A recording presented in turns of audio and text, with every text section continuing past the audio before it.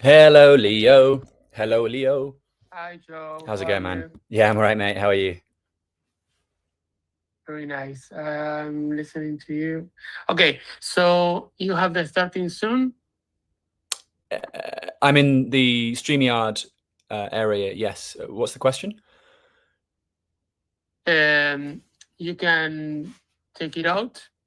I'm gonna switch to you if you're ready. Yep, I ready. switch. You play intro, and we are good to go. Okay. Awesome. Yes, yes. Please do play the intro because it helps me to know when to come Ah, in. okay. I'm gonna play the intro. Thank you. Okay, so starting soon. It's gonna be off and play an intro. 3, 2, 1.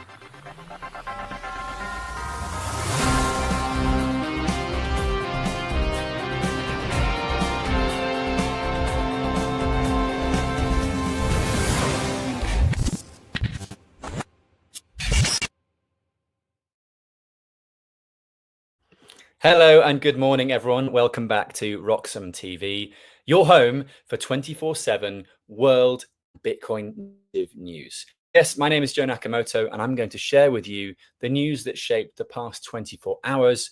But crucially, I'm going to explain it in a way that frames it through the lens of someone who understands Bitcoin, someone who advocates for Bitcoin, and on a Bitcoin first platform. That is Roxham TV, the best place to get your global and world news. Okay, I'm going to give you a quick recap of today's programming first before we then go to the interview in the latter part of the show today. The recap is as follows, and brace yourselves as it is a little bit dark once again. For those of you that were with me on yesterday's programming, well, you will have noticed that the shadow, the curtains that surround the world right now are increasingly dark, and I'm here with you to help us understand it and to help us realize that there is hope in this darkness, and that hopefully is Bitcoin, these various other tools we will discuss in today's programming. If you are tuning in from around the world, please do let me know. I'm Joe. I really do like hanging out with you, and yeah, I'm excited to jump into today's show. So the recap of today's stories are as follows. Firstly, the Iranian rial has officially gone to zero, as every other fiat currency eventually will do. However, this has effectively collapsed the economy, and this is against a backdrop of President Trump announcing a brutal 25% tariff on any country doing business with the Iranian regime. Any country doing business with the Iranian regime will face a 25% slap on the wrist from President Trump. Over in New York, the former Bitcoin mayor, Eric Adams, yeah, do you remember that guy? Well, he is back with a bizarre new NYC token. Yes, meme coins tokens. Eric Adams or his team have suddenly worked out how to build them, and we'll be discussing that in a moment. The token should fight anti-Americanism. Not sure what that is either. But of course, due to the nature of him being a high-profile figure, copycat meme coins have flooded the meme markets. Echoes of 2025 there. Plus, the global central banking cartel is circling their wagons around Federal Reserve Chair Jerome Powell. They are supporting him, and they are clamoring together to say that central banking is still relevant and we must find more interesting ways to control the money supply in 2026. Our final story for today is that the BBC is fighting to throw out Trump's $10 billion lawsuit. Because let's be honest, the BBC does not have that $10 billion. The Bitcoin price is still $90,000, unless we've broken through while I've been talking to 90. We are on the cusp of $92,000, which is a slight upward beat from yesterday. Good to see. Meanwhile, the Bitcoin block height is approximately 932,118. The Bitcoin block height is 932,118. If you're tuning in around the world, if you're tuning in rather around the world, please let me know. I'd love to bring your comments on stage and to get a sense of where we're going with Roxham TV today. Okay, first story. It is the story that has dominated world news for the past 3 weeks now, but I want to dive into the financial aspects and the currency consequences of this conflict, this disaster taking place in Iran. The headline here is that the Iranian rial is collapsing to zero as Trump hits trade partners with a 25% tariff. 25%. So what's the who, what, where, when, why? The Iranian rial has suffered a total collapse, trading at roughly 1.4 million, that's right, 1.4 million to the US dollar, rendering it effectively worthless in international markets.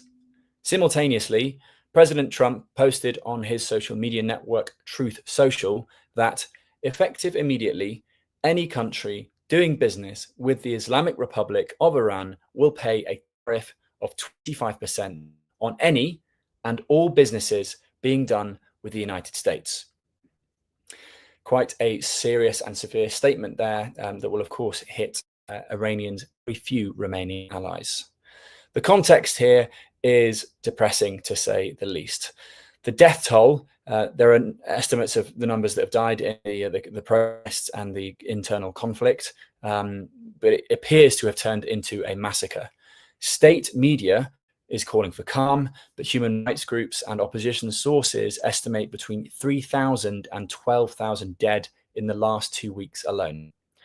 Reports of public hanging have sprung up on various social media sites, although it's very hard to verify this information due to the nature of social media dissemination and, of course, due to the internet blackout that is still in place in Iran.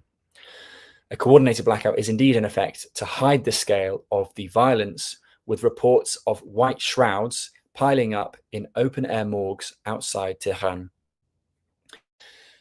This tariff threat, which is sort of the new element to the story in the past 24 hours, is basically a secondary sanction nuke. It forces major trading partners like China and India to choose. Either you trade with Iran or you trade with the US with a 25% penalty. China has already responded, calling it illicit unilateral sanctions and vowing to protect its interests in the region. The rial has lost 45% of its value in the last year alone, but this week's plunge to 1.4 million USD has triggered panic buying and strikes in the Grand Bazaar. Okay, so why does this matter? Why am I, a Bitcoin advocate, a guy who loves investigating Bitcoin in the ground? Why am I talking about this on a Bitcoin and global news channel?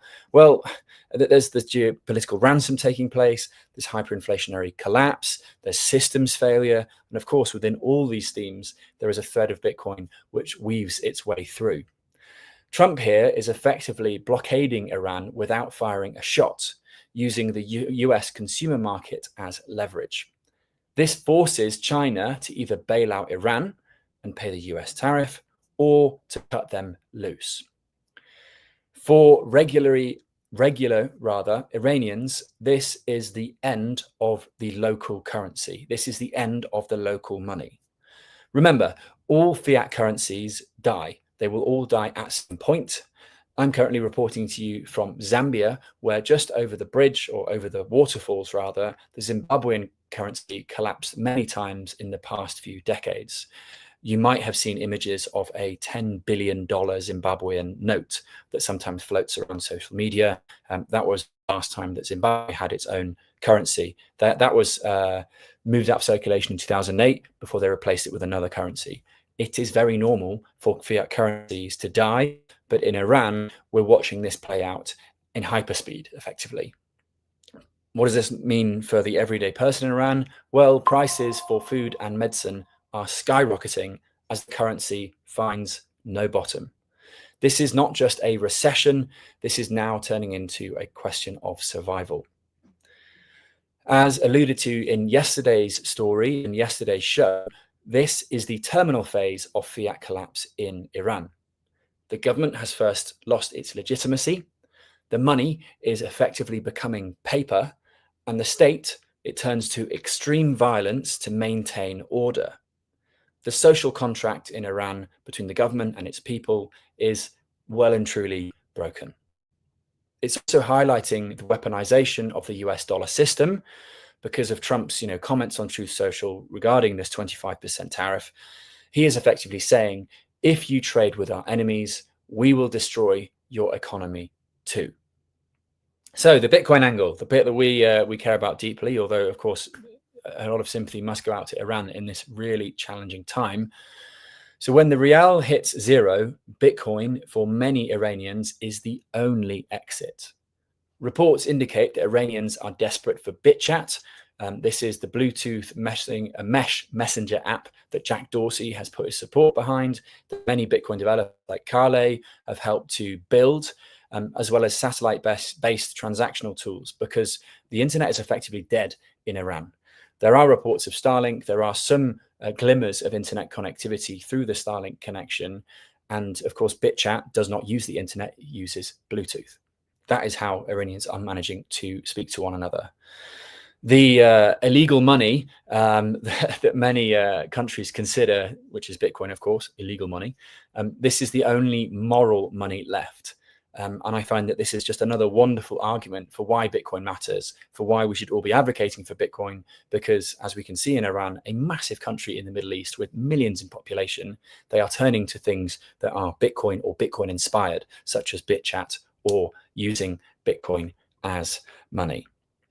Now, the rial collapsing to 1.4 million against the dollar is, of course, tragic maths. But Trump's tariff move for me here is the real story. He is basically putting 25% tax on China for buying Iranian oil. This is economic warfare on a global scale. And it's very similar. It has echoes of what was going on in Venezuela mid last week with the tensions there. We'll come on to that in the second story of today. In Iran, we have a regime that is cornered, it is broke, and according to many reports, it is killing its own people. This, of course, ends in regime change or total ruin or war. You know, a lot of Iranians have called for US intervention, and there's a lot of discourse about US intervention across social media.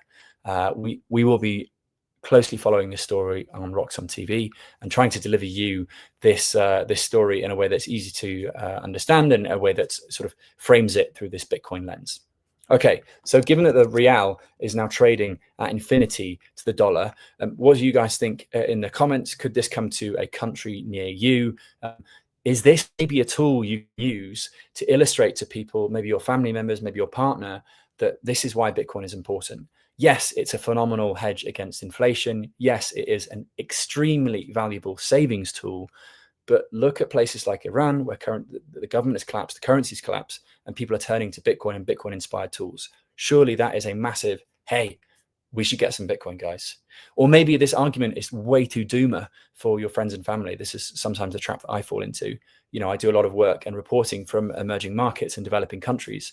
And inevitably, people say, I don't care. You know, I live in London. Why do I care about you using Bitcoin in Peru or El Salvador or, you know, West Africa, where I am currently?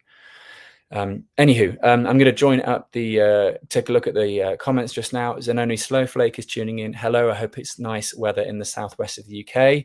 Hal tunes in and says, hey, mate, I hope everything is fine. The image is lagging.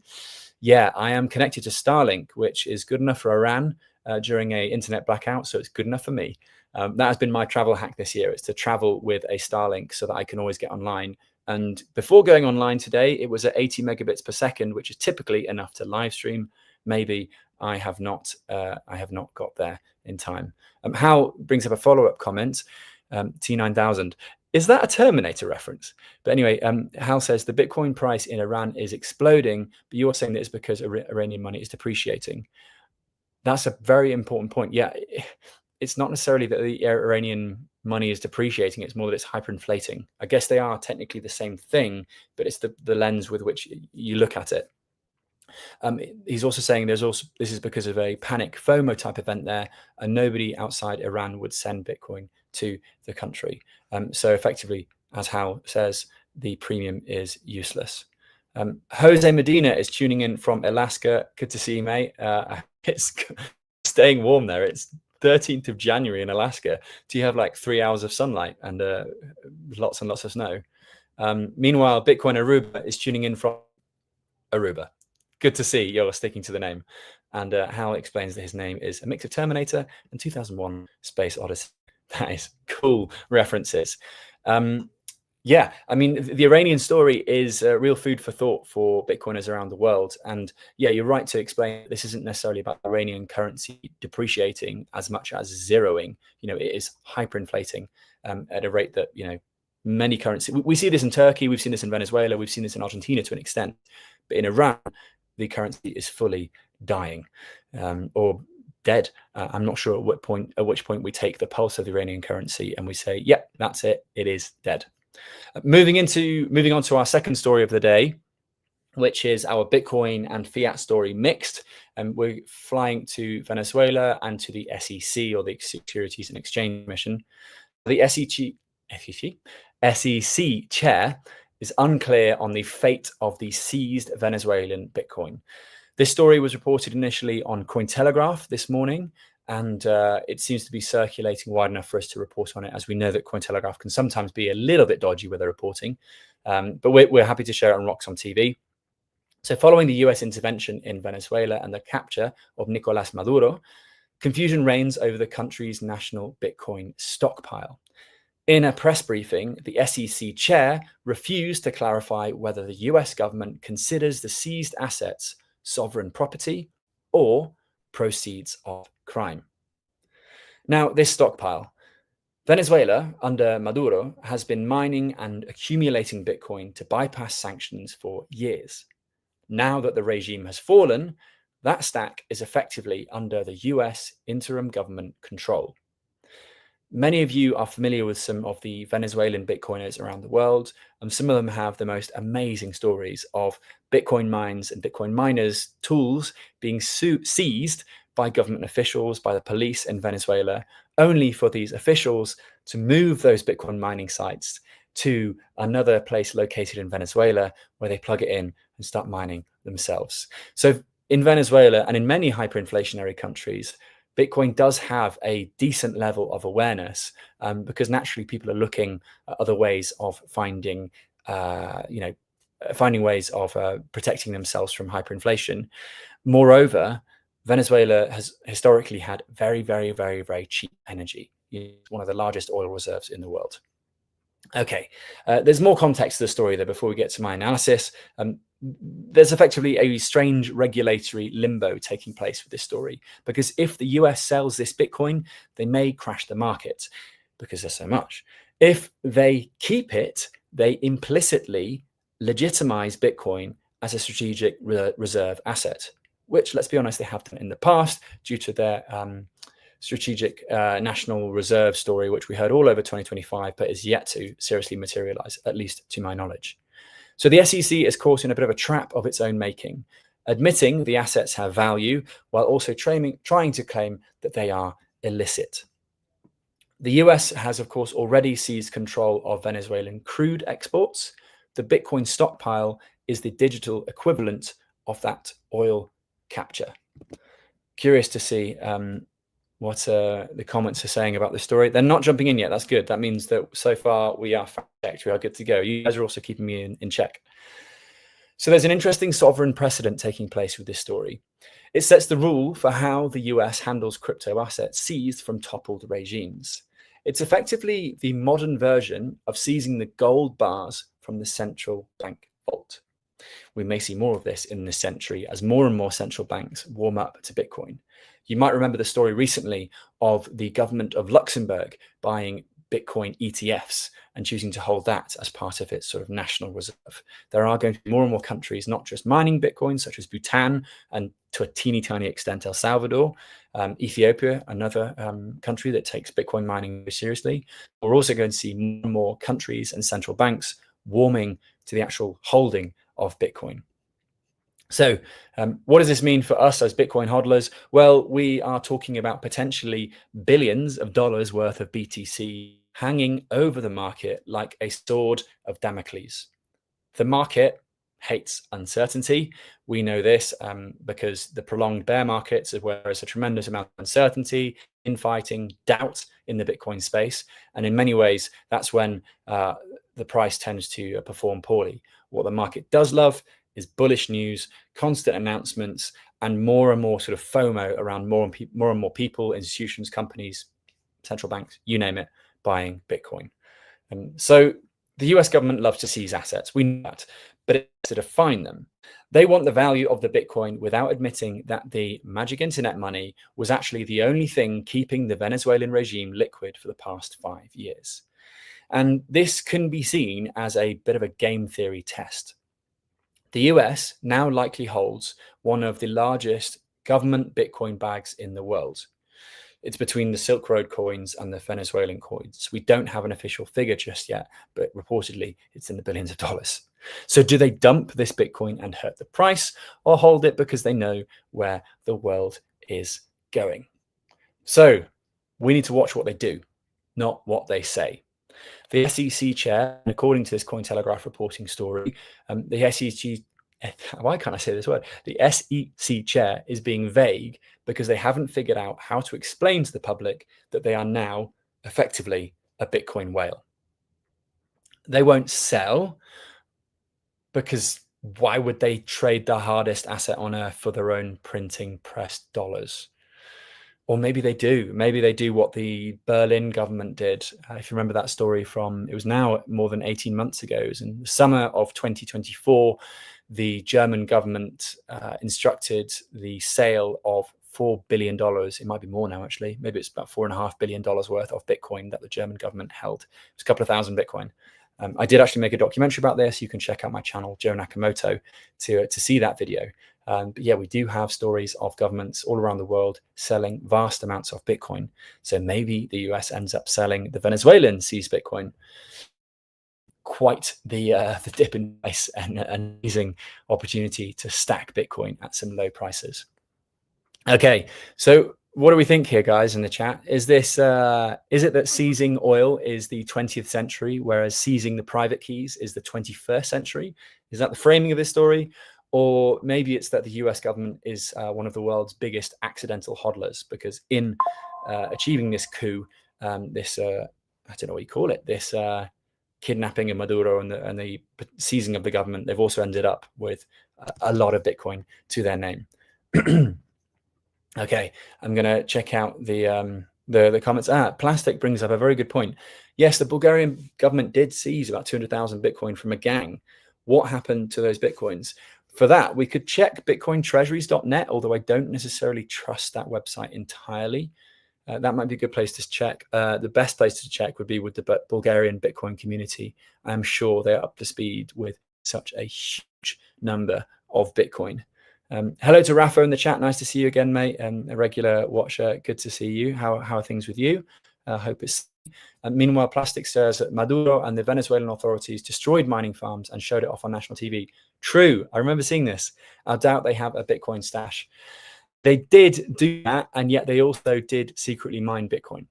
So, you know, it's very hard to get to the truth of these matters, but more and more reports are saying that there is seized Bitcoin in the Venezuelan regime.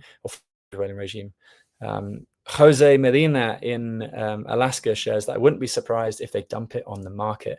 The government is always behind.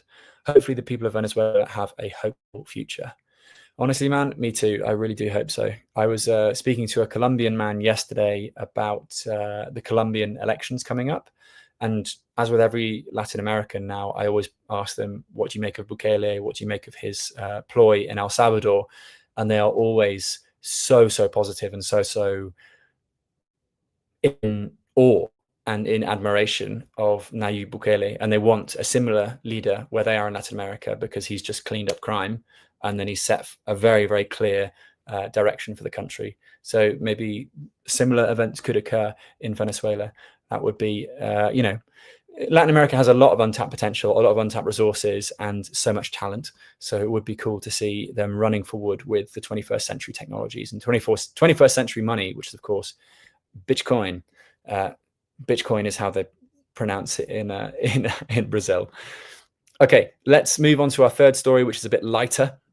I wanted to bring something up a little bit silly per se, but yeah, a bit lighter. So this is from New York, and we have the former Bitcoin mayor. Yeah, do you remember that guy, Eric Adams, who launched his NYC token? And while he launched it, the funny development here over the past 12 hours is that reportedly He rug pulled it. Notice my language there is reportedly. We don't know for sure. Well, lots of people are claiming that he definitely rug pulled it. As per this tweet here from Rune, they say that Eric Adams, the former New York City mayor, has just removed liquidity of his new meme coin, scamming investors for a cool $2.5 million. Reportedly, Eric Adams' net worth was only $2 million. It is $2 million as well. So he's effectively doubled his net worth with this reported rug pull. But let's get into the story and the context, the analysis, that kind of thing, why it matters now. So yeah, where are we? Shall I make myself full screen or shall I show the story? I'll show the story at the same time. Okay, so fresh out of office and of course legal trouble, former New York City Mayor Eric Adams held a press conference in Times Square to launch NYC token. Just awful. Wrapped in a Fendi scarf, he claimed the token would fight anti-Semitism and anti-Americanism. And of course, it might help kids learn about blockchain because, you know, who doesn't want kids doing that kind of stuff with their time? Go and learn about blockchain, kids. God, it's also tiresome. Okay, so what's the grift taking place here? Well, the token has debuted, but Adams says a substantial amount of revenue will go to non-profits. He said in this press release that he is not taking a salary yet, but he left the door open for future payments. Within hours of this token launch, there were many copycats launched on pump.fun, which is a fun, I'm putting that between air quotes, a fun place where people trade meme coins pretty much 24/7. And pump.fun was, of course, flooded with dozens of scams, copycats using his logo, and this created a chaotic market of fake tokens before the real one even launched. Now, why am I talking about this? I bloody hate, I shouldn't say that. I'm not a big fan of crypto, sorry. Why am I talking about this? Well, it's because if you remember, Eric Adams was pedestaled by a lot of people in the Bitcoin community. He was invited to the Bitcoin conference. He was, you know, photographed with David Bailey, and, you know, he was, let's say, ingratiated among many high-profile Bitcoiners and Bitcoin evangelists in the Bitcoin space. And he was reportedly the Bitcoin mayor. And here he is launching a meme coin, which, you know, might have rug pulled. He reportedly took his first 3 paychecks as mayor in crypto, but his term as New York City mayor was marred by indictments which were dismissed under the new Trump administrations. So for me, this smacks of the 2017 ICO era grift. Anyone in the comments, were you around for this? This is when I started reporting on crypto originally, and I just thought this is the most scammy space in the world. He has, of course, the mayor, conflated legitimate Bitcoin adoption with celebrity token launches that almost always end in tears for retail investors. And of course, this is a political pivot. It does show that politicians are pivoting to Web3 as a form of their rehabilitation tour. In a way, we can see this crypto grift as the new book tour, the new that many politicians go on post office.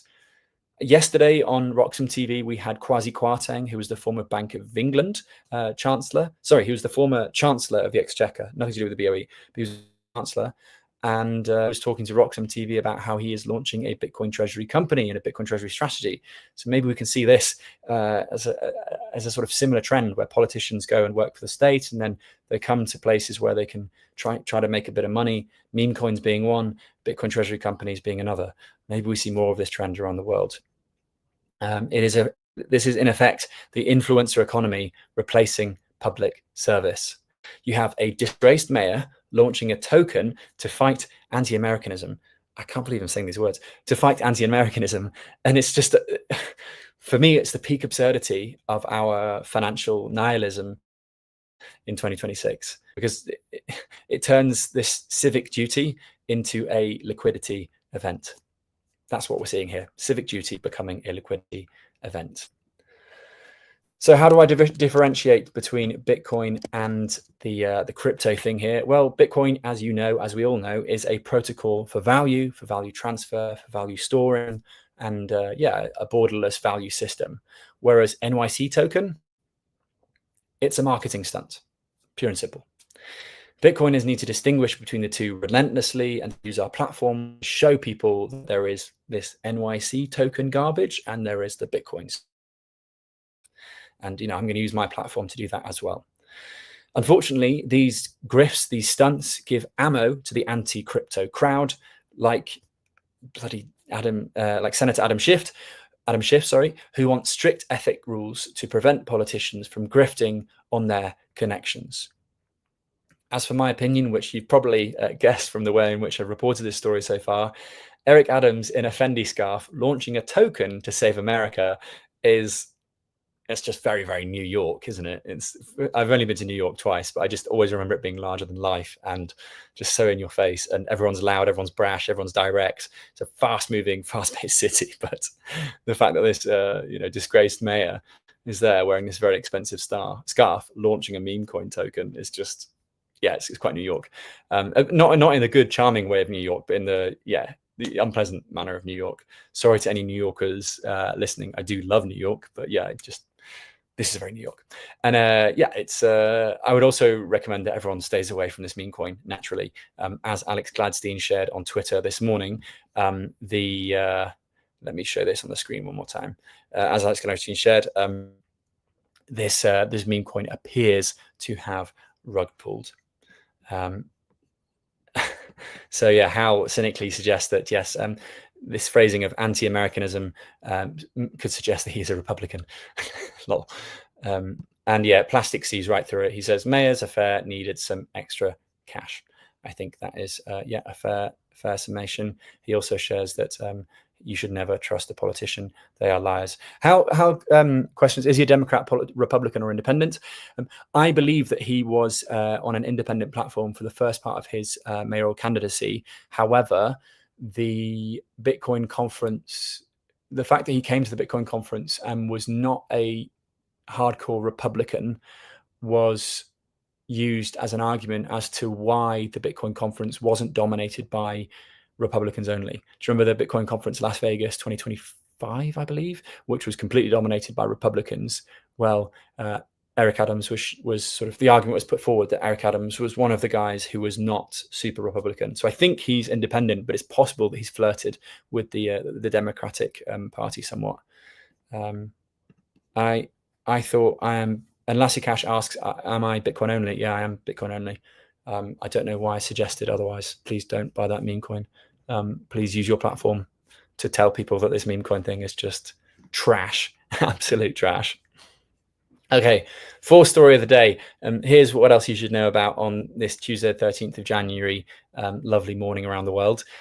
It's about central bankers and how they're circling the wagons to support Jerome Powell. To those of you that tuned in yesterday, this is a slight continuation on that story. The headline here being that global central banks declare full solidarity with Federal Reserve Chair Powell amid this Trump probe. Now, this came from a Guardian article I read through this morning, where 9 governors, including the Bank of England's Andrew Bailey and the ECB's, who works at the ECB, it's none other than Christine Lagarde, they said that independence is critical. So here's a story from the Guardian originally. Lassie Cash says, yes, I heard you say meme coin. Yeah, I was describing meme coin in the sense that I do not advocate for meme coins at all. Please avoid. Whereas Jose Medina shares a story of a co-worker who didn't believe in Bitcoin and he bought Trump coin when it came out. Oh, my heart goes out to them. He is an older gentleman and I tried warning him. Politicians like this are slime. I have to agree with you on that. That is a real shame. It does make me wonder how many people were burnt by crypto tokens, meme coins, ICOs, DeFi, NFTs, all this junk. And it stops them from approaching Bitcoin, which is, of course, decent savings technology. Okay, let's talk about our favorite Federal Reserve Chair. Let's talk about Jerome Powell. Here he is. So the European Central Bank, the Bank of England, and other major central banks, the central banking cartel, for want of a better word, has issued a rare joint statement declaring full solidarity with Federal Reserve Chair Jerome Powell. This follows the Trump DOJ opening a criminal probe into Powell's renovation spending. And just 1 hour ago, where is the tweet I found? The ECB shared a tweet, which I'm going to share on screen right now, but for some reason I just lost the tweet. Here it is. Let's share this. So the ECB, the European Central Bank, which is, I think there are lots of Europeans watching from around the world. Yes, there are. So the ECB shared that the ECB and other European and international central banks stand in full solidarity with the Federal Reserve System and its chair, Jerome H. Powell. The independence of central banks is in the interest of the people we serve. So, of course, these banker cartels are coming together to support their man, Jerome Powell. Okay, so we have lots of Europeans watching, so I want to explain why this matters with a European lens. I am, of course, European too. I just, another day in post-fiat land, just mad, isn't it? So this letter, it included signatures from the heavyweights such as Christine Lagarde, who's of course a convicted criminal, from Andrew Bailey, who's the former Bank of England chair. No, he still is, and governors from Canada, Brazil, Korea, and the BIS, which is arguably the big bad boss of Bitcoin and fiat, which is the Bank of International Settlements. This letter emphasized that independence of central banks is a cornerstone of price stability. Independence of central banks is a cornerstone of price stability. It feels Orwellian to say that out loud. I had to say it twice. The threat here is that, well, this is a direct response, rather, to the constitutional crisis that I discussed on the show yesterday. The global bankers are scared that if Trump breaks the Fed's independence, their own governments might get ideas about firing them too. The logic being, or their argument is, that Powell has served with integrity, and they imply that attacking him attacks the rule of law itself. Yes. So this isn't about economics, it's about regime protection, it's about job protection. The central banking class, or the central banking cartel, is viewing the attack on Powell as an existential threat to their technocratic rule. It confirms that these banks operate as a synchronized unit. They are a global guild that protects their territory against elected leaders. They have clubbed together to show their support. They've circled their wagon around Jerome Powell to show, hey, central banking matters, guys. We should definitely get behind one of our guys because we need to keep this central banking, this system going a little bit longer. So what does this have to do with systems failure? What does this have to do with Bitcoin? Well, firstly, the independence of the central bank is a myth they tell you to keep politicians away from the printer. But when the debt gets this high, independence is, of course, impossible. The political class needs the printer. As Joe Bryan shares, the guy that created the video about the red button, once governments start printing money, there is no option but to stop printing money. It is only the rate of printing money that might accelerate or decelerate depending on the crisis at hand. So bankers are realizing that they are no longer untouchable in this situation. And the central bankers are showing this force to explain, hey, we're relevant, we care about each other, and we're not going down without a fight. And yeah, fair play to them. But as Bitcoiners, of course, we understand that this is all just more theatrics as the fiat currency system slowly deteriorates. Now, in terms of Bitcoin, well, this is another great big bit of marketing and advertisement for Bitcoin. I genuinely think that this century, the best marketers for Bitcoin will be the central bankers, as their incompetence, their money mismanagement continues to erode trust in the fiat currencies that we all use every day, and they'll continue to strengthen the argument for Bitcoin. There is a group of unelected bureaucrats who sign a letter saying, trust us, we are independent, while their currencies lose more and more of their value over decades. The dollar has lost 90-something% of its value over the past century. The pound has lost 99% of its value over the past century. The euro has lost, I think it's like 45% of its value since inception in 2000, or was it 2001? I forget. I don't have this in my notes. I'm so sorry. I can't remember when the euro came in. I believe it was the millennium. Bitcoin, what does it have? It doesn't have a governor, that's for sure. It just has nodes and a decentralized network of node runners all around the planet. There is no governor to sign a letter here. Its solidarity, the Bitcoin solidarity, is in the hash rate. You could argue that it's in the Bitcoiners that sort of use the network daily, but ultimately it's just a layer of code on which users can interact or not. It's an opt-in, it's an opt-out system. This so what do I make of this? Well, it feels a bit like a get well soon card from the mafia, right? Stand in solidarity. Of course they stand in solidarity. If Jerome Powell goes to jail, as Trump and Trump's sort of party supporters have been chanting for, then Christine Lagarde knows that she could be next. She is already a convicted villain,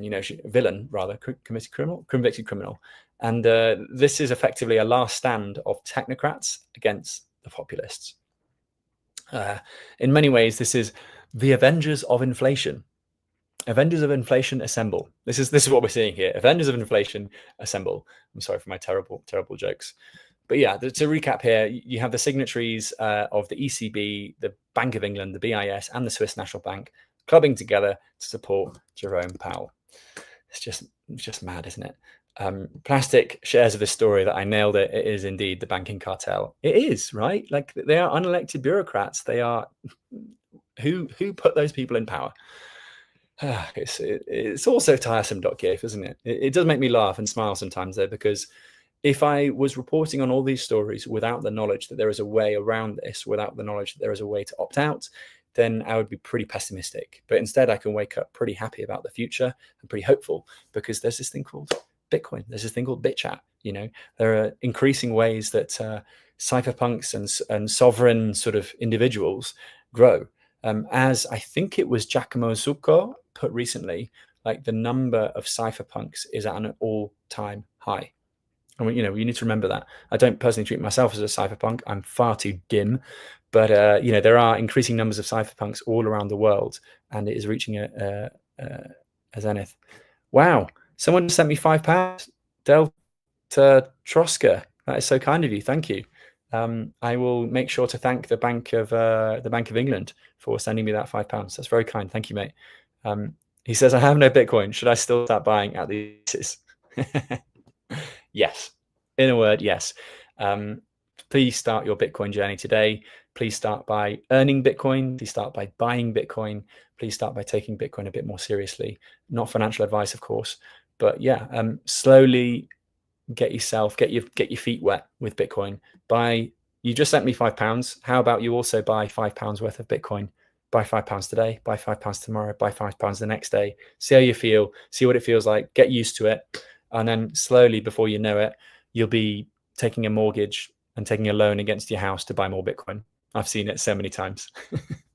It's inevitable. Once you start getting your feet wet, you start to learn about it more. You start reading Bitcoin books. You start to interact more and more with the community. You sort of get caught up in, oh my God, there's a lot more to this Bitcoin story than meets the eye. And yes, I should probably buy some more of it. So yes, thank you for the kind donation, Delta Troska, and absolutely get yourself some Bitcoin, mate. Get your friends and family some Bitcoin while you're at it. Okay, just a reminder that the second part of today's show will be an interview with Ismail Denahin. I'm going to check with him the pronunciation of his surname. And that story will be about Evergive, which is a Bitcoin-friendly charity. Don't switch off immediately. I know the words charity can be a real turn-off, but what's really cool about this charity is that they hodl the Bitcoin for, I think, a minimum of 4 years before they put the Bitcoin to work. So I want to understand from him why he's done this with a charity, why he's done this now, and how he's convincing these charities to hold Bitcoin for 4 or 5 years at a time. It's pretty interesting. And Delta Troska, the chat is saying, get off zero, mate. Get off zero. You need to get yourself off 0 Bitcoin and get yourself onto 1 BTC, ideally. Wouldn't that be nice? Meanwhile, Lassie Cash says, yes, get some Bitcoin as well. And Queen Finn SOV says, stacking Satoshis. This is a grown man business. Big time. I agree. Good morning to Lautu, or good evening. I believe you're in Southeast Asia. Hey, Delta Trotsky just bought £25 of Bitcoin. Welcome aboard. Good man. This is where you need to be. I'm proud of you, bro. I'm proud of you. Good stuff. Learn about cold storage next. Hot storage, cold storage. That is your homework for today. Go away and learn about that. I'm going to move on to my fifth story of today's showing before we go to our interview this afternoon. And that is all about the BBC fighting back. What's it fighting back against? Well, it's fighting back against the Trump administration. I'm going to share my screen now to show the story that came from Reuters this morning. But it's one of those ongoing stories because you probably heard about the Trump lawsuit for the January 6th protest editing fail that the BBC did. Hello, Steve. How are you, mate? Good afternoon. How's tricks? And Jose Medina rightly says to Trotsky that you should absolutely get your Bitcoin off an exchange. Yeah, I mean, this is for your learning later on, but you don't have to take 25. You don't have to take custody of £25 worth of Bitcoin. You can wait until it gets to a bigger UTXO, or you can then mix the UTXOs in your wallet later on. The easiest way to do that is just to send to yourself, but then there are privacy concerns. So what I'm saying about this is that I don't want to overwhelm you. There's a lot you can learn about Bitcoin, but the key thing that you need to learn about next is what is hot storage, what is cold storage. A exchange, as Jose points out, is a hot storage. Well, it's not even hot storage, it's custodial hot storage. It's even worse, right? But yeah, take baby steps, a little bit of Bitcoin every day, and you'll get there. You'll be running a node in no time. Let's get to our fifth story of this afternoon, which is that the BBC is seeking to have Trump's $10 billion, $10 billion, yeah, it's a bit Austin Powers, isn't it? Dollar lawsuit removed. Okay, so the BBC has formally filed a motion to dismiss President Trump's $10 billion lawsuit, which accuses the broadcaster of deceptive trade practices over the Panorama documentary edit.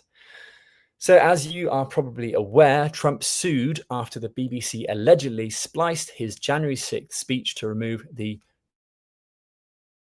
patriotically, sorry, I need coffee today. Patriotically line, making it look like an incitement to violence. The edits led to some quite high-profile resignations at the BBC last year. The defense here, well, the BBC's lawyers argue the Florida court lacks jurisdiction and that Trump failed to prove actual malice. They claim the documentary wasn't even aired in the US, despite Trump's bizarre claim about BritBox, which who watches BritBox in the US? And therefore it caused him no damage. Let's be honest, this claim definitely didn't cause Trump any damage, but you know, it's all about the politics of it. So $10 billion would of course bankrupt the entirety of the BBC. It would the BBC is state funded, it is license payer funded, and yeah, a $10 billion bill would destroy the BBC. They are fighting for their very own existence, and the BBC is asking the court to pause all discovery, meaning that they don't want to hand over internal emails just yet. So this is the US head of state versus the UK state broadcaster. It is somewhat of a diplomatic nightmare wrapped up in a court case. Regardless of the verdict, however, the BBC's reputation for impartiality has been shredded during this case.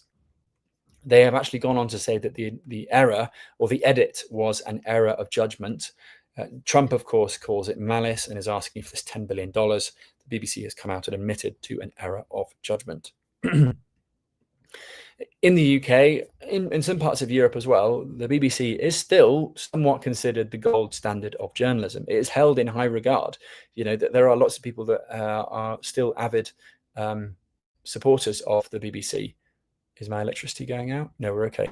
And when the BBC is caught doctoring tapes to influence a foreign election, this institutional trust and the reputation of this gold standard of journalism is eroded. It adds fuel to these conspiracy theories, and it justifies some of the conspiracy theories about the BBC, and in particular about how the media is an arm of the deep state. You know, this is what a lot of conspiracy theorists like to peddle, the idea that the BBC and the lizard brains are in bed together. Believe what you like. I'm just here to deliver your views with a Bitcoin angle. Speaking of which, verify, don't trust. This is why we need time-stamped immutable records. If news broadcasts were signed on Nostr or a similar protocol, you could verify the edit history. In a world of deepfakes, bad edits, and Grok going wild, cryptographic truth might become the only truth. So yeah, this story is of course evolving. We have Reuters suggesting that it might be dismissed at some point, this crazy $10 billion lawsuit.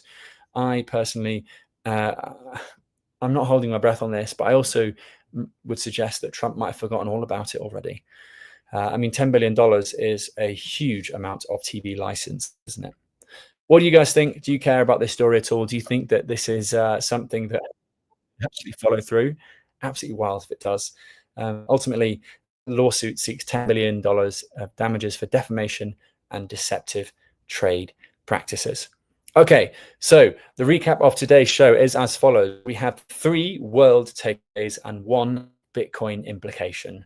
This is the way I'm going to do these new shows every week on behalf of Roxham TV and as well to my Joe Nakamoto channel. The idea is to give you the Bitcoin, sorry, not the Bitcoin news, global news, world news, but with a Bitcoin lens, with some slight cynicism, with my own personal takes as well. It's just a way for me to get close to my audience, to show that I'm still a journalist or a wannabe journalist, because I'm doing this independently now, but hey ho, it still satisfies me and allows me to try and advocate for Bitcoin whilst also approaching the news. So the 3 world takeaways.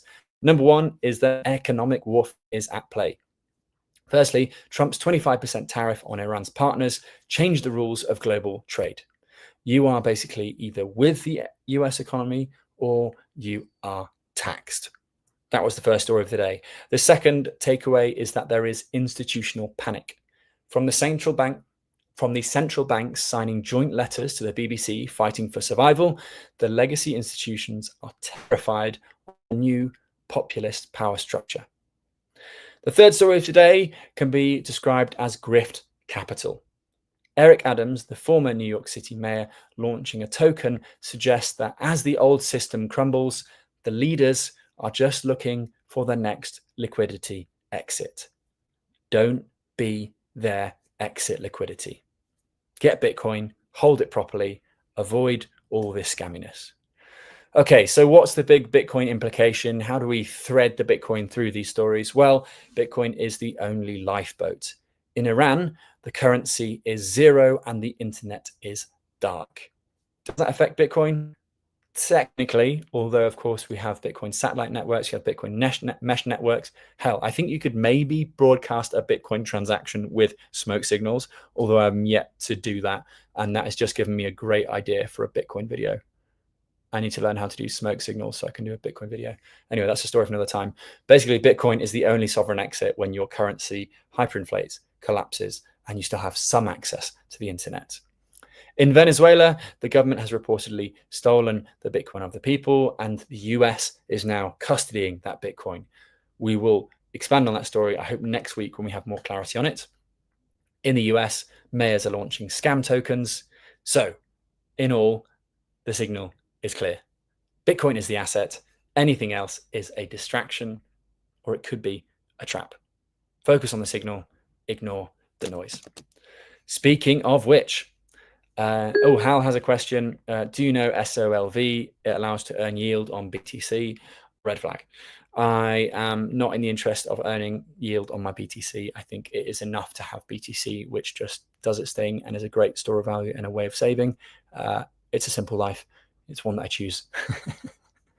Jose Medina. Oh, thanks, mate. That's very, very kind. Citizen journalism is always preferred and superior. Big fan of citizen journalism. Is what I've tried to do for most of my career. And yet I will keep doing this and keep trying to bring you insights. There's also a way for me to flesh out my ideas on things that I am seeing. Right now, I'm in Zambia in a place called Livingston. And if you zoom in on Livingston on BTC map, you will be amazed. I promise you, you'll be amazed. There are people who don't own shoes who are using Bitcoin daily. It's just phenomenal. Please subscribe to see that story on my channel very soon. I'm going to turn it into a little investigation thing. I also made a vlog while I was here of what it's like to use Bitcoin in Africa's Bitcoin town. Beautiful. Okay, that comes to the end of my news segment for today. However, if you stick around, we will be interviewing Mael Denahain, who is the CEO of Evergive. Evergive is a Bitcoin charity. You know what? I'm going to bring them up on screen right now. That's probably the way to do it, isn't it? So let's go to Evergive. You will see that they have a Bitcoin flavor to their website.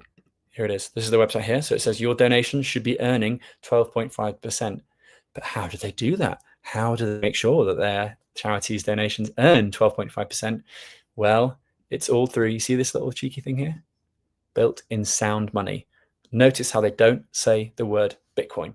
So this is the guy I'll be speaking about this afternoon. You can see that they've raised $2.5 million for charity so far with 20,000 donors, and they've supported 50 charities. It's one small addition to your checkout and one big shift long term. The idea being that you make your donations last forever with Bitcoin. Pretty cool, right?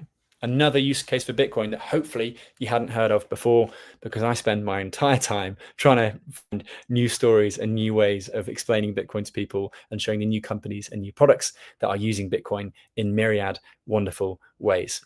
So yes, we're going to be back here with Ishmael in 5 minutes or so. I just need to send him the link.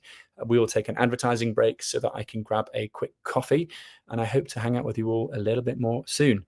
Hal T9000 says one question before I jump off. He says some very nice things about my content. That's very kind. He says you deserve way more. Sorry, thank you. Do I plan to go to El Salvador soon? Yes, I do. I should be there in a couple of weeks.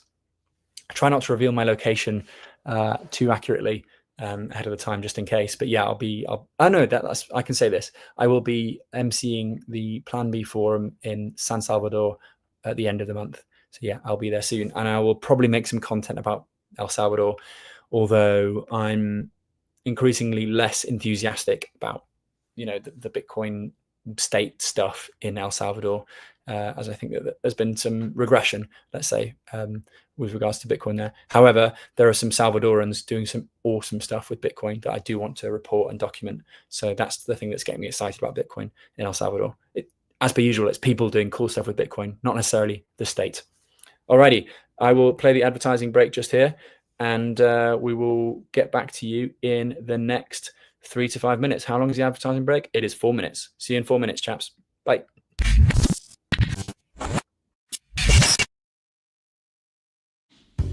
So, tell us about your furry friend here.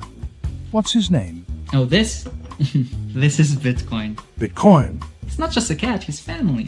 Quite a name, and I must say, looks quite pampered. Oh, absolutely. Bitcoin deserves nothing but the best. He's my little prince. But with such a valuable pet, aren't you afraid of losing him? Losing Bitcoin? No, it never happened before, so it's not something I worry about. Excuse me for a moment. Bitcoin, stay here, right?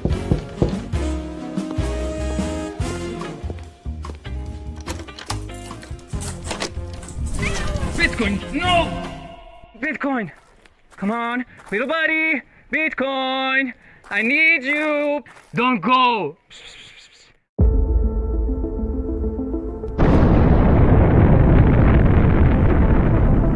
In a world far away. Nah, just kidding. This story begins in this world. It all started in 1460 in Antwerp, when the first commodities exchange was created, but the real transformation came in 1602, when the Amsterdam Stock Exchange was founded. Considered the oldest in the world, it was the first to trade financial assets. Over the years, Britain expanded its colonial and maritime influence, and the British pound sterling overtook the Dutch guilder in the market. Thus, the London Stock Exchange became the financial centre of the world. The 20th century came, and the world got into some trouble.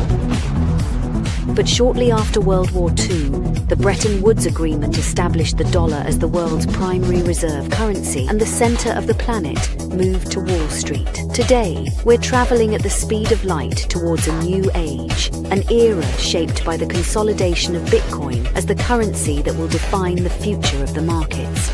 We present Roxum, a new Bitcoin-denominated market that allows trading all sorts of securities, commodities, derivatives, options, and anything you can imagine. Roxum, rock-solid markets. Security matters. Zappo Bank, the only way to bank your Bitcoin. Apply now at zappobank.com. Some call me Chicken Little, others Bubble Boy. I'm a bit changed, but sounds familiar, right? Let me tell you a hard truth. The S&P isn't rising, the dollar's falling. That's the trick. Monopoly money. It's ice melting by the second. Your savings, your salary, your time. Worth less every second. Everyone's using the wrong measuring stick. Switch the denominator. Price the S&P into Bitcoin. Hard, fixed, unprintable. Suddenly your unstoppable index, it's collapsing.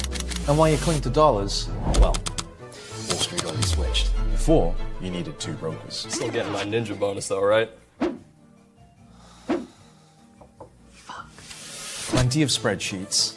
And my quant! I hate this part. I was right, then I'll be right again. If I were you, I'd thank me. You know my name's Dave, right?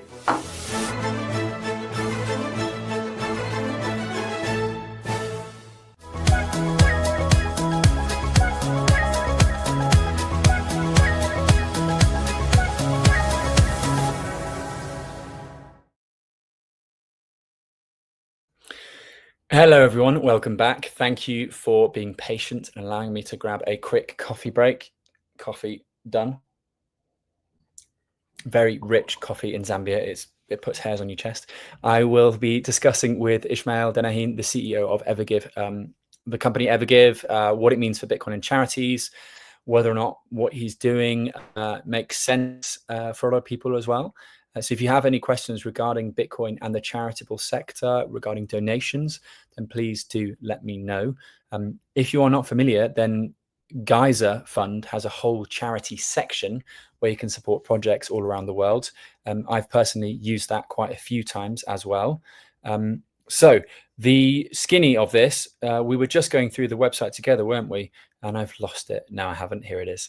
So yeah, the key things I want to discuss with Ismail when he comes on is how does he make a donation last forever? Because according to Evergive, they invest the donation on your behalf and give out monthly payouts forever. So the donation never stops giving.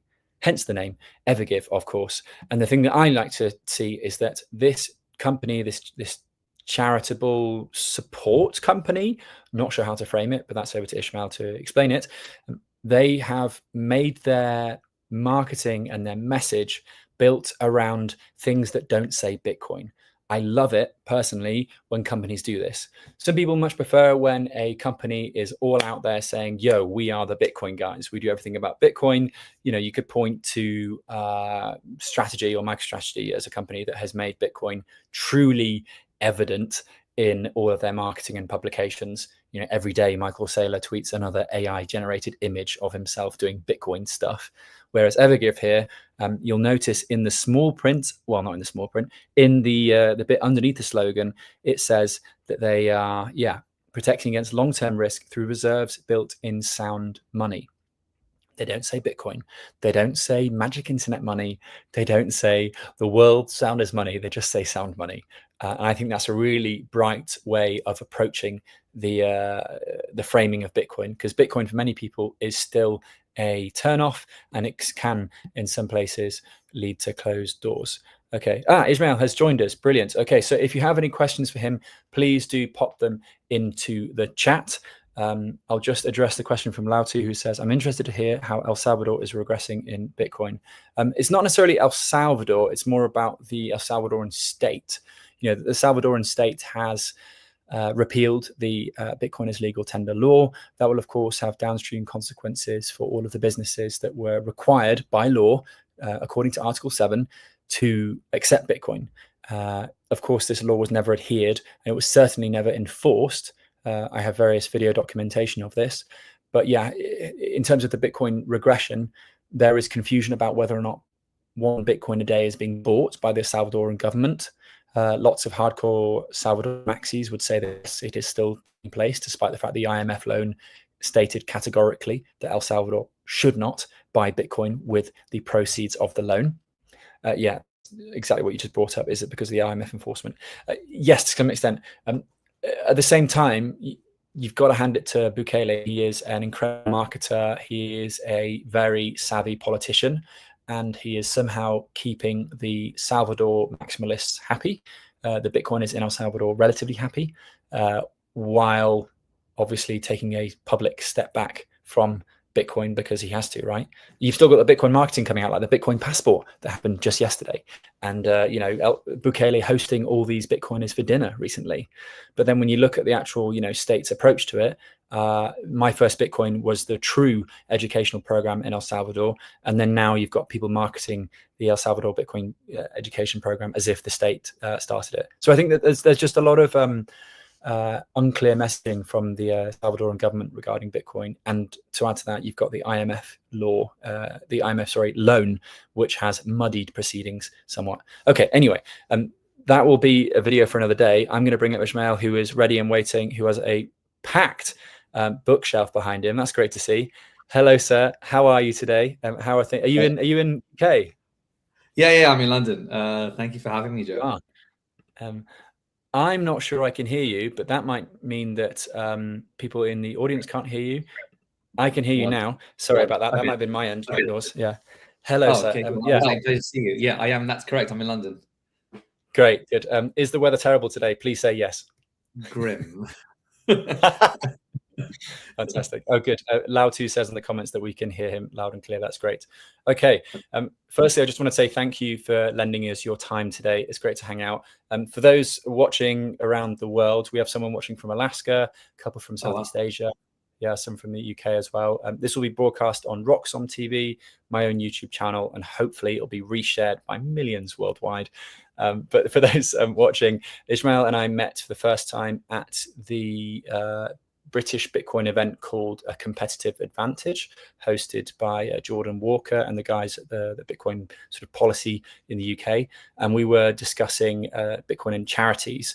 Yeah, we had a great chat on stage with a panel, and then I followed up with Evergive because I'm really intrigued about what they're doing with Bitcoin. And I don't think a lot of people are aware of just how cool it is and what you guys are doing. So we're going to start off with some nice and easy questions before we get onto more sort of context. What is Evergive and what is it doing with Bitcoin? Yeah, so Evergive, fundamentally, like the problem that we're trying to solve for charities is how can we help them stop fundraising? So fundraising takes up about 20 to 30% of their time, of their income, of all their resources. So how can we help charities to never have to fundraise ever again? And how can we help donors never have to donate again? And we do all of that through building out a Bitcoin reserve for charities. Okay, and as I was bringing up before you came on stage, you don't actually mention the words Bitcoin at all, or at least I couldn't see it on the homepage. Correct.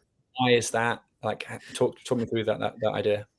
Yeah, I mean, so we've been in Bitcoin for some time now, for a few years, and when you're kind of living in the Bitcoin ecosystem, you sometimes forget how like mystified the rest of the world is around Bitcoin.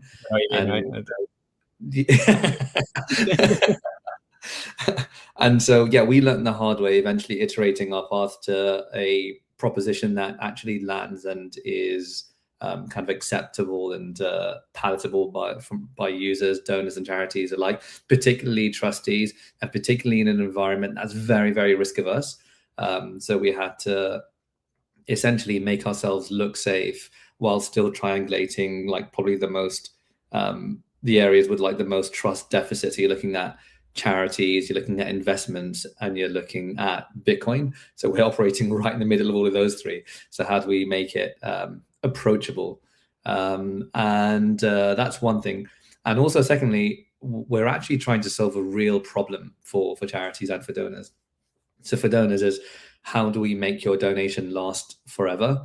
And we put forward the case, or we make the case that we cannot do this confidently with any other asset other than Bitcoin. And we can go into a number of reasons why, but we're convinced of that truth.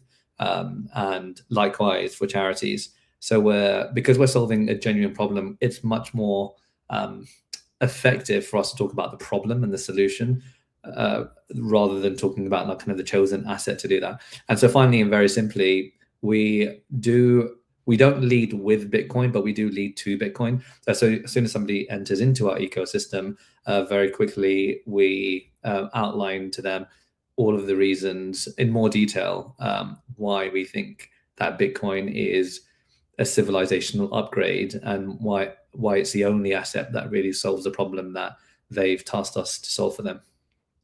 Interesting. Okay, so with this complete flip on its head of how charities work, right? Because usually charities work in this sort of hand-to-mouth existence, right? They take money in and they distribute, take money in, distribute, and they're constantly sort of spinning on this hamster wheel of how do I get more donors, more money coming in so I can distribute it. Whereas you approach and you say, yo, like, we'd love to help you, but we're not going to force you. That's the wrong word. We would prefer it if you work with us and we hold that Bitcoin for a certain amount of time, and that's going to give you, it's going to replace that hamster wheel, which was struggling in the past, with a hamster wheel that's just constantly, churning out some Bitcoin in years to come. Is that like a correct framing of it? I know I've dumbed it down and made it a bit. Yeah, no, that's precisely it. And we're not like kind of like really dogmatic about it with the charities that it's either this way or no way. We've raised over $100 million for charities over the last few years on our other products that solve for their fundraising needs today. But Evergive is just our latest product that solves for their fundraising needs of tomorrow. So donors, when they're donating to Save the Children or Oxfam, they donate as per usual, and then they'll just see for partnering charities a widget where they can top up their donation to help their donation last forever. So they can top up with, like, say 15%, 10% on top of their donation, and that amount goes to the Bitcoin reserve of their chosen charity in perpetuity. In perpetuity, and you're confident of that. I know that lots of people watching around the world will probably be confident of that as well. Yeah. But I imagine you field lots of questions from people less confident of that. So what's your way of approaching that uncertainty, and how do you reassure people that, yeah, no, this is definitely a winning ticket for supporting your charity and supporting your charity in perpetuity, as you say? Yeah, I mean, the first instance you say this to a charity that, we're going to help make your donation permanent, like in perpetuity, you're met with immediate skepticism, and rightly so. So we do put our money where our mouth is. So what we do at the point of converting their donations into Bitcoin, at the same time, we also purchase the equivalent amount in gold, and we put that in an escrow for charity. So we tell them, the moment that we fail on our promise, then you have a right to trigger this release from this escrow, and then you get the original amount worth in gold. And so worst case scenario, they get their gold. Best case scenario, they get the Bitcoin upside. Whoa. Okay, I didn't know that element to it. So that's a new feature. Yeah. Oh, is it? I mean, I actually had some questions about gold for today's interview. Maybe we just jump into them now. That's so interesting. Okay, and when you say they get that actual amount in gold, are you actually physically? Has anyone done this yet? Will they actually be getting actual gold? Yeah, no. So no one's triggered that release, but yeah, they'll get the at the moment they'll get the fiat equivalent of the donation, but we just store it in gold. We had two options. We could either put gold in the escrow, or we could put fiat in the escrow to reassure the charities that they'll get their principal back in the worst case scenario. We didn't want to put fiat in the escrow just because, kind of ideologically, we just didn't want to help continue entrench that system. And so gold as an alternative, another form of sound money, felt much more kind of consistent and aligned with our ideology. So just say, for example, $100,000 of Bitcoin is purchased, we'll purchase $100,000 worth of gold at the same time. And then in like year 3, we fail on our promise to pay out to the charities, because we pay them out very consistently, very frequently. At the moment that we fail to do that, over a certain period of months, they get to trigger that amount. So then $100,000 of gold gets released from the escrow. Right. Okay. I mean, because we're seeing gold hit records. I mean, it hit another all-time high yesterday morning. We saw the Iranian rial go to zero effectively zero overnight. Yeah. So I wanted to sort of ask a broader question about inflation. Like, does it hurt charities more than businesses? Because, if I donate $100, in cash today, is it kind of melting before it actually gets to anyone? I mean, this is without taking into account the fees and all the other stuff that are implicit with charities. But like, is that $100, by the time it gets distributed, is it kind of a bit melted away as well?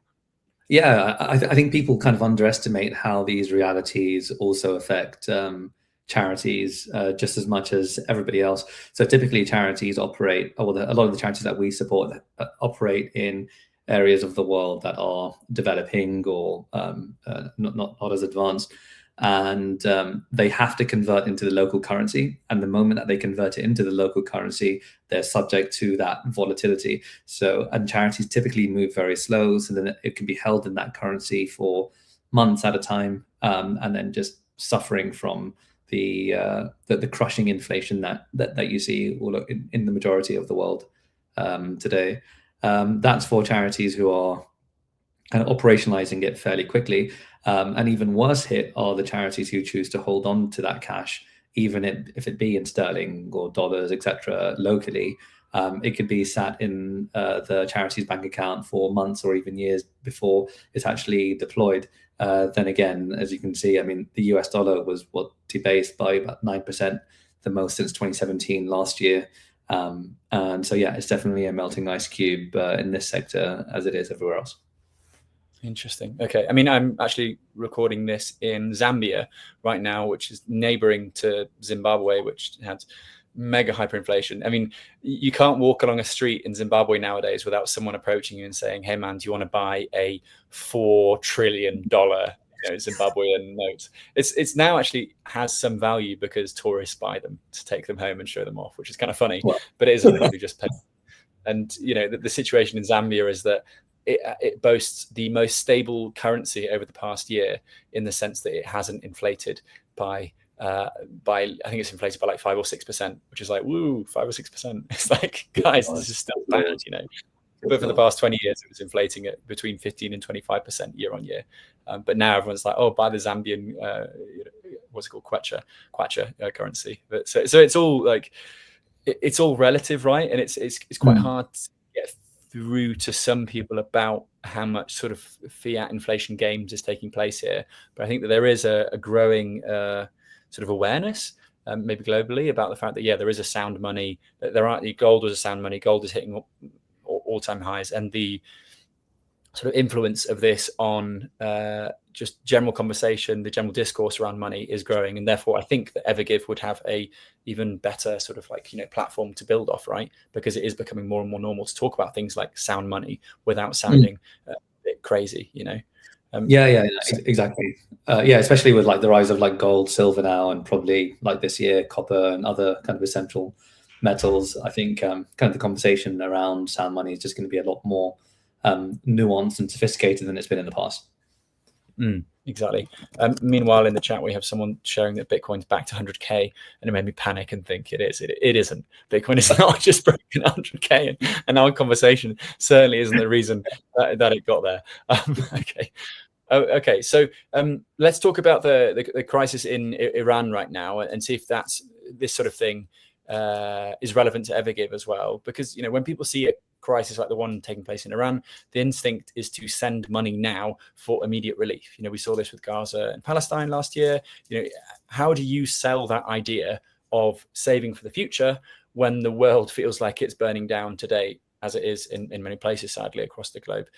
Is it hard to tell people to wait when they're like, oh, I need to help the Iranian people now, the currency's collapsing, the internet, that kind of thing? How do you manage that? Yeah, I mean, it's a good question. If you give me a couple of minutes, kind of, I lived this and I learned this the hard way and the long way over the last 10 years I've been involved in charity. So I began responding to immediate emergency crises like this over the last 10 years, and raised hundreds of millions of dollars for tragedies around the world like this, until it came to a point where I realized, right, this stuff just keeps happening, and it keeps arguably getting worse, at best not getting better.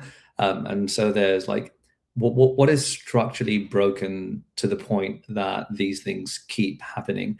And am I deploying my efforts and my energy and my attention to where it's actually going to make a difference? So that helped me kind of zoom out and help me pivot from where I was before to working on kind of more structural solutions, like kind of the acceleration of Bitcoin, and like kind of like hopefully a hyper Bitcoinized world where the kind of monetary base is essentially sound and built on sound money rather than on the current rails that we have.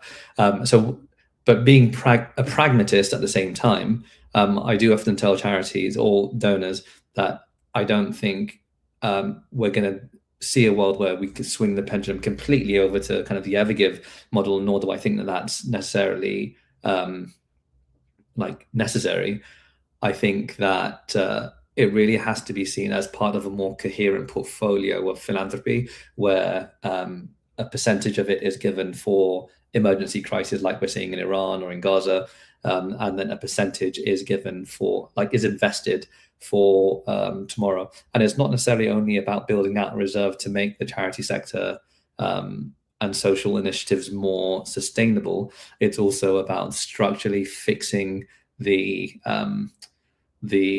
oppressive and weaponized forms of control that are enabling these things all around the world. And once you address those, then you'll find that things like the real going to zero, it just won't be as common, or like currencies being debased by over 40%, like recently happened in Malawi, will be less common, and those kind of crimes against humanity will be harder to enact. So yeah, I definitely don't see it being binary. I think it needs to be part of a more sophisticated, well thought out approach to philanthropy, where you do kind of a percentage of both. But I think the crisis and the risk that we have right now is that tomorrow, given kind of the high time preference that we have right now, even in charity, tomorrow is not considered at all, and charities every year are starting from zero, spending everything that they have and then starting from zero. It's just not sustainable. No, I understand, and I suppose, okay, so I wasn't wrong to think that charities are literally just receive, give, receive, give, receive. Okay, and yeah, no, I think that's an important framing, and I suppose that it's kind of applying that low time preference to charitable giving, isn't it? It's flipping perspective. And I think with Evergive, I think with Evergive, it's now is the most opportune, timely moment to kind of get people to think differently about this thing, because of how fragile the charity sector has understood itself to be, particularly with the US aid cuts. I mean, we were on the phone with the United Nations earlier this morning, kind of onboarding them onto Evergive, and they really understand the problem because Trump cut their funding by 40%, right? So they understand the fragility of relying on single large donors, etc., rather than depending on their own reserves and their own kind of financial security and resilience. Okay. I mean, you mentioned volatility there. I have to ask that follow-up regarding Bitcoin's volatility. Bitcoin at 90K is I guess it's okay. It's pretty great for some people, but of course it can drop 50 or 80%. We had calls for 60K Bitcoin by a few analysts just last week. So if a charity has their entire endowment with you, which maybe it's the case already with some charities, how do they survive a bear market? I suppose what I'm asking is, what's your strategy for dips or for longer bear markets? Yeah, good question. So we are a private limited company. So the way that we add value to charities is by making this ostensibly risky asset look safe. So we abstract away the risk to the downside with kind of the gold underwriting that I described earlier. But also on the upside, we stabilize their cash flow. So we give charities, for example, on our website, you might have seen 12.5% annually. And we pay that out to charities on every single donation that they receive. We pay that out on a monthly cadence. So 12.5% annualized, but we pay that out monthly. And then we recover that 12.5% from Bitcoin's growth at the end of the year. If there's no growth, we'll wait to the next year or to the next year, etc. And that's funded by our investors, right? So on the upside, charities are basically secure because we pay them out from our own balance sheet. On the downside, they're secure because they're underwritten by gold. And then our business model is that whatever is left on top of that 12.5%, we go halves with the charity. Half stays in their endowment, and then half goes to us as a business. Wow. Okay. So why couldn't governments do this same thing with the treasury, or with tax money? Surely this is a totally different way of funding. That you could fund businesses in a similar way. You could do VCs in a similar way. You could do governments. Anything that is a huge treasury, a huge pot of capital. You could do companies treasury in this way. Is that the direction that the company could go in? Yeah. Well, you have my number, so tell them to call me. But yeah, absolutely. I think kind of like the trajectory ahead in rethinking how we kind of financialize things with sound money is humongous. So yeah, our passion is obviously stabilizing the charity sector and building out a financial backbone that they could rely on. And then beyond, I mean, our meta ambition really is the accelerating the adoption of Bitcoin and anything that kind of expands and strengthens Bitcoin economies. That's kind of our meta mission. And we're starting out with the charity sector because it's something that we're just very native to. But then beyond that, anything that continues to support that meta mission is, I guess, where we're going. Okay. Wow. It's, I mean, I hope people watching this in the chat, if you have any questions for Ismail, please do fire them our way. I will address them. But I'm finding this, the more I'm learning about Evergive and your approach to this, the allocation of capital effectively, the more I'm like, this is much bigger than just a charitable thing. It's not restricted to one sector, is what I mean, basically. Yeah, for sure. Okay, so of course, within this, there is a big security question. On Roxom yesterday and the day before, I covered the rise in kidnappings in France. I mean, Ismail, you probably followed the story of the Ledger co-founder, David Ballon, who had his finger chopped off last year. You probably heard about that one. It went out of the Bitcoin and crypto bubble. So presumably, Evergive is already sitting on a lot of Bitcoin and might sit on even more Bitcoin and gold in the future. So you're going to be this massive honeypot. How do you secure that? How do you ensure there's no single point of failure or single person to target, as was the case with David Ballon and Ledger? Because apparently the attackers didn't even walk off with a huge amount of money off the back of this. They did walk off with his finger though. So yeah, how do you approach this challenge? Yeah, I mean, this is something that we had to think through very carefully, and since obviously we're dealing with trustees, governance, and etc. of like the Charity Commission in the UK and in the US and Canada, custody was understandably a very, very big thing. So we looked into this very deeply and landed on multi-institutional custody being the most effective form for us. So we custody all of our Bitcoin with on-ramp. Based out of the States, and multi-institution custody is essentially like several layers of security so that it makes it impossible for any one actor to go rogue. And so the keys are separated between 3 different institutional custodians spread across kind of geographies and continents. And that's how we've chosen to custody it, de-risk against losing our fingers. Yeah, right. So there have to be several people signing effectively the transaction before it goes somewhere. And I guess one of them is a company, one of them is maybe legal. I don't know. Maybe one of them's you. Okay. So a kidnapper would have to kidnap a lot of people. In order to get. Yeah. Okay. These it's out of the question that someone would do that. I often get asked this. People are like, "Oh, like multisig fails when they drive you to the airport and they fly you to where your other key is stored." I'm like, mate, how are you going to get on a plane with someone holding a knife in your back or whatever it is? Exactly. But people do question this a lot. They do question this a lot. Okay, let's look forward at this year, because presumably you're talking to a lot of big charities, a lot of institutions. I know that Save the Children, for example, are warming up to Bitcoin. What's the key trend that you're seeing emerge from 2026? And how are you feeling about the progress of this initiative in 2026 in particular? Yeah, super optimistic. I mean, the integration of our technology into charity websites is something that we've been focusing on a lot, so donors don't have to come to our website, and it can be a frictionless process where charities are essentially upselling donors where they already are on their organic donation flows. and we're seeing over 15% of donors leave an amount greater than zero for the Bitcoin reserve of that chosen charity.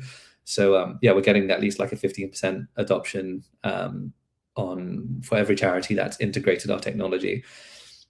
So now it's really just about scale. So we know that the product works, and it's about integrating it into as many charity websites as possible. And if we continue to get a good conversion rate of 15% on every charity website that integrates it, there's going to be a lot of charities with a lot of Bitcoin. Wow, that's huge. They're getting plus 15%. Correct. Yeah. Whoa. Are you known in the charity space now as the Bitcoin guys, like the guys that will help you Bitcoinize your charity? Yeah, notoriously. Yeah. Okay. Yeah, it's not a good thing necessarily. There's a lot of officers like pressing like the red button under the desk to get security to get us out. Like, I see. Okay. Yeah. Okay. So we're still not quite at that level of people still have a Bitcoin, right? Yeah, I mean, like there's like very respectable charities. I mean, like the United Nations is one that like that we've already worked with and are looking to deepen their integration with us. So then that's super cool. Amnesty International, BBC, Media Action. Yeah, some pretty like mainstream logos on there. And fundamentally, like even the 15%, it just shows it's just very intuitive. I remember Jeff Bezos when he was building out his company, Amazon. He said, look, like a lot of people when building out a product or a company tend to look at the things that they think will change over time. But for him, he looks at the things that will never change over time and builds his business around that. So for him, it was customers will always want things cheaper and will always want things faster. So he just competes like ruthlessly and relentlessly on those. And for us, it's the same. So we know that donors, for every dollar that they donate, they will always want their impact to be worth more than it is. And will always want it to last longer than it would. Like they want their impact to be bigger and want their impact to last longer. No donor who's serious about impact will say no to those two things. So we're solving a very real problem for them. So like we're like disappointed that it's 15%.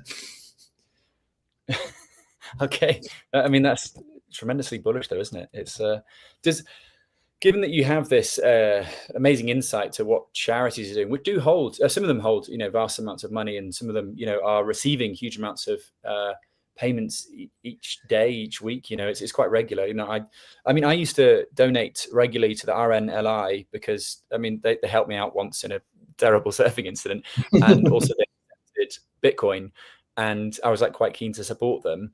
They then revoked their Bitcoin acceptance maybe 12 months ago now. I don't know why, but is there a way in which the fact that it's easier to transfer money, is that another way that Evergive could start like using Bitcoin as sound money, without using the Bitcoin bit on top?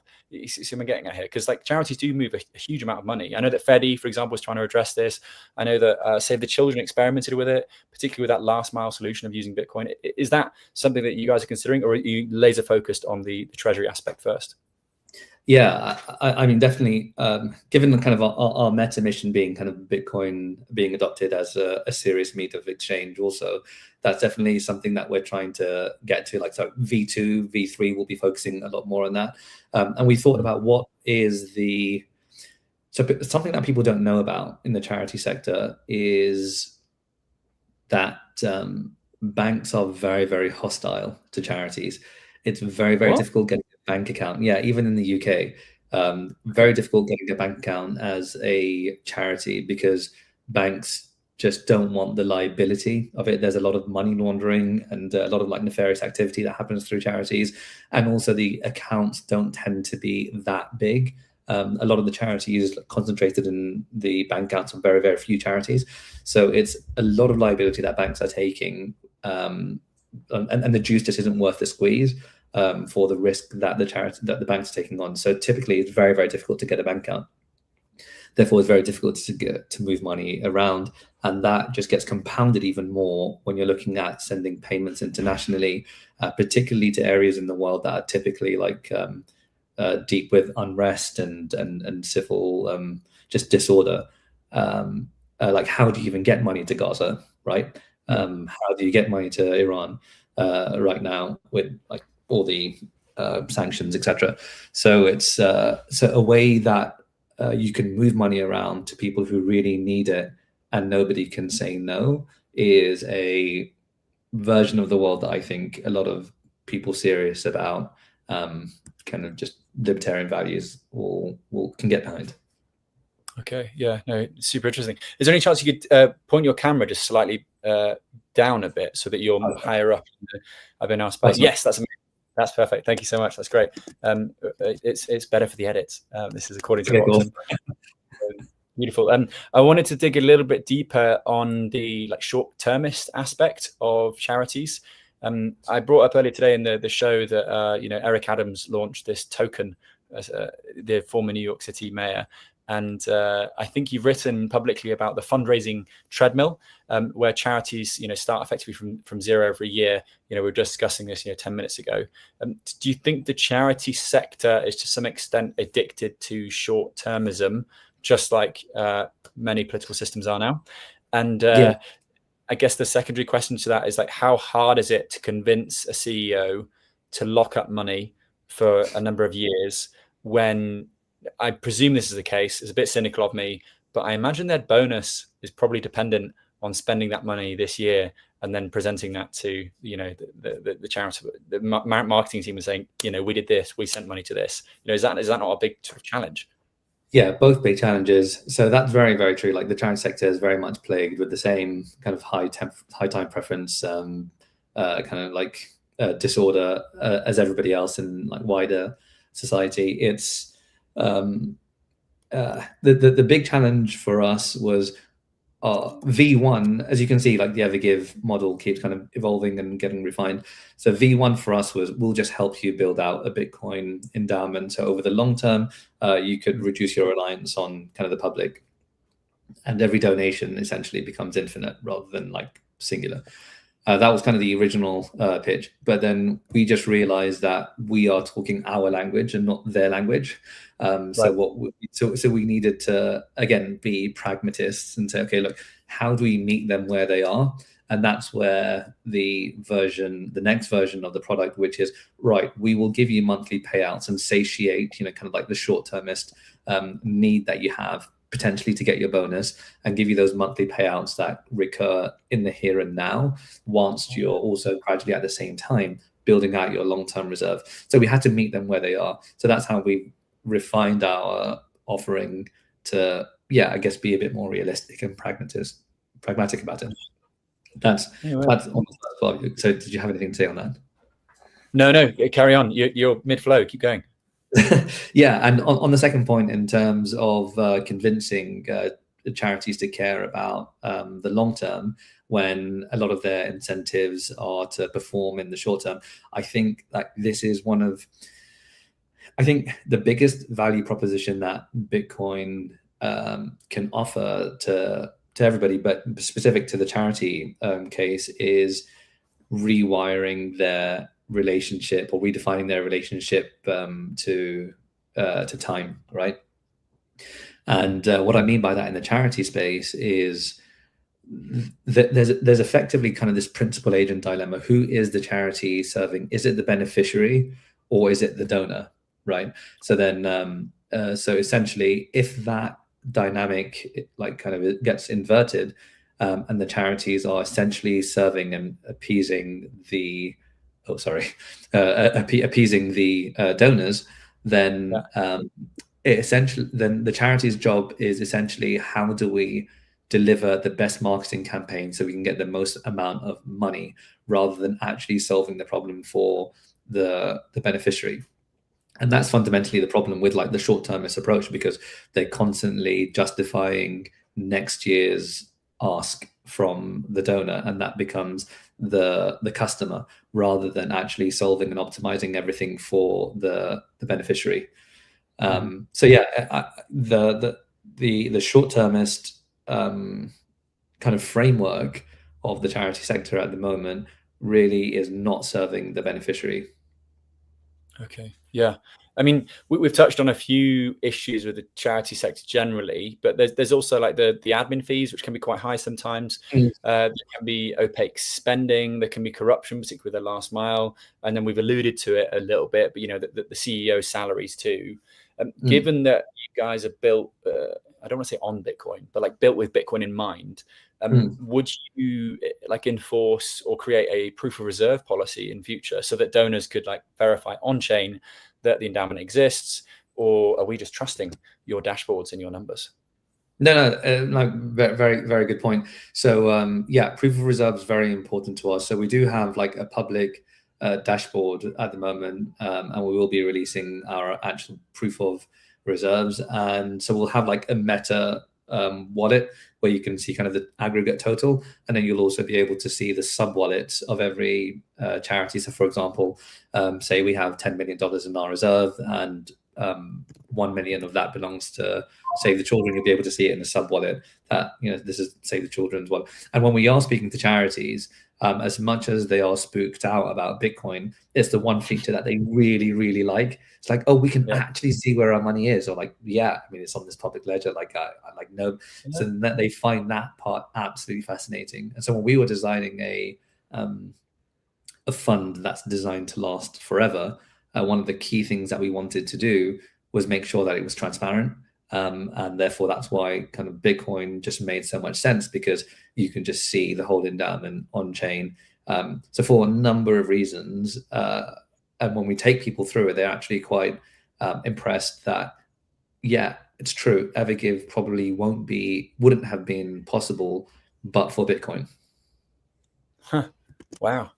I don't know if anyone else is feeling a bit more bullish due to this, development in the charity sector. But again, it's just another reason or another way in which Bitcoin is impacting the entire financial landscape, the entire world, right? We see Bitcoin affect energy. We had no idea that Satoshi's invention would do that. We see it affect, cross-border payments. We had no idea it would do that. We have it disintermediating financial markets. Had no idea it would do that. And here it is, completely renovating the way in which we approach charities and giving in particular. It's mad. Did you anticipate this? Were you surprised did you have an aha moment when you were, No, it wasn't a single aha moment. It was just a whole series of like bigger aha moments, and there was like the oh shit moment was like a bit further down, further down the line.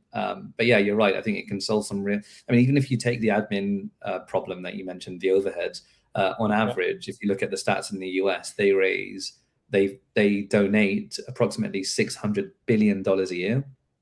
Mm-hmm. And typically the average charity spends between 20 to even 30% on fundraising fees.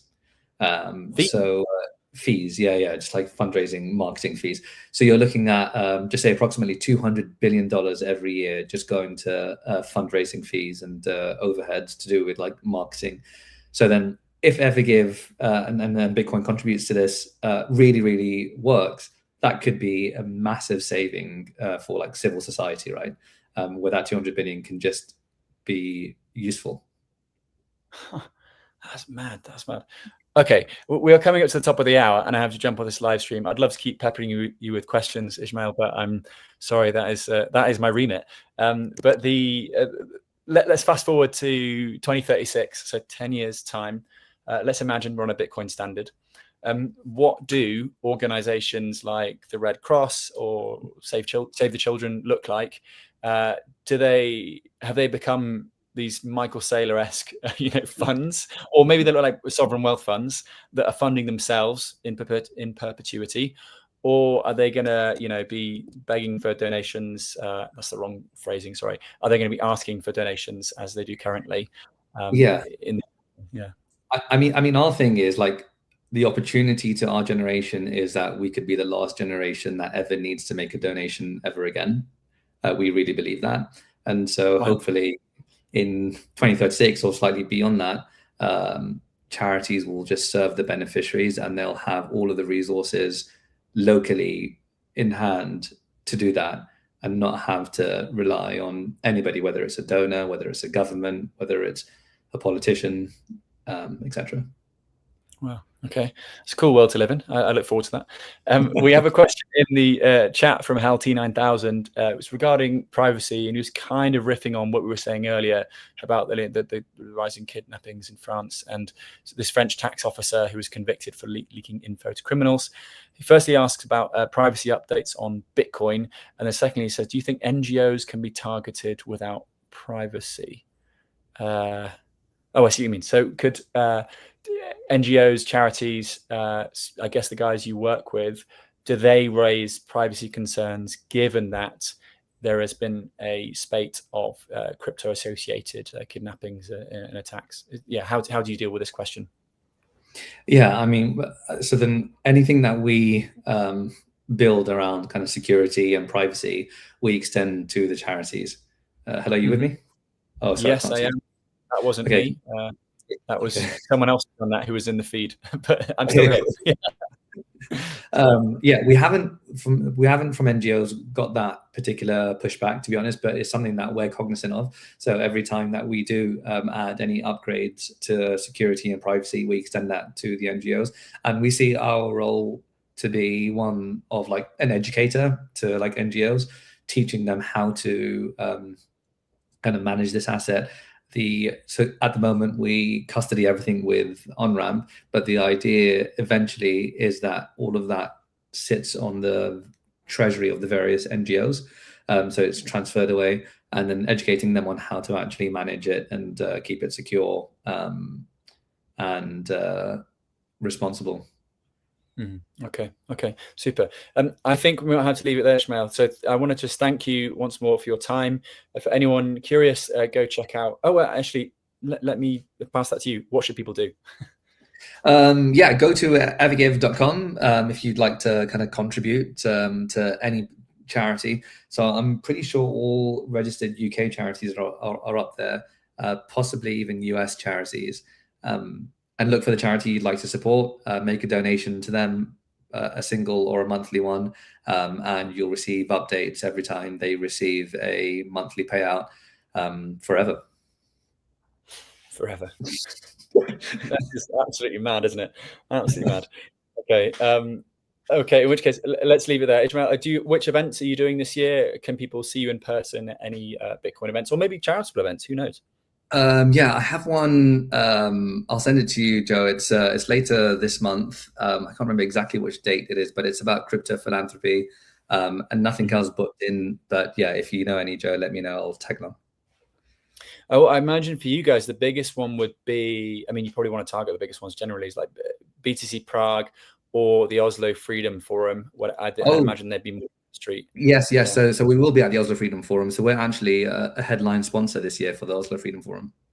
Oh, great. Cool. Yeah. I mean, that makes total sense because who was I joking with? Oslo Freedom Forum. Their remit is sort of like they described it as just, fuck around with dictators and try to expose them. That was like their line to me, and why they were keen to sort of support some of my content. I did a documentary about Cuba, for example, and Bitcoin there, and they were like, yeah, we want to put our name on that and this kind of thing. Makes total sense.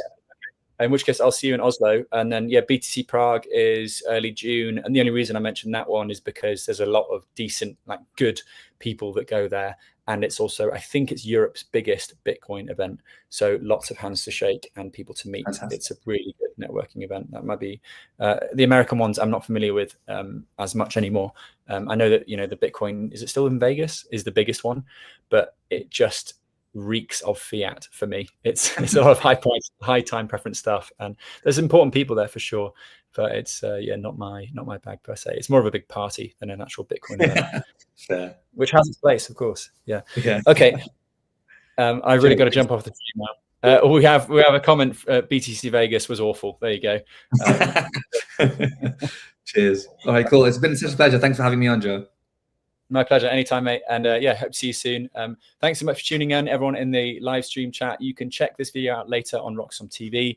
I have been Joe Nakamoto. Thanks so much for tuning in. Do what you love and save in Bitcoin. We will end the stream now.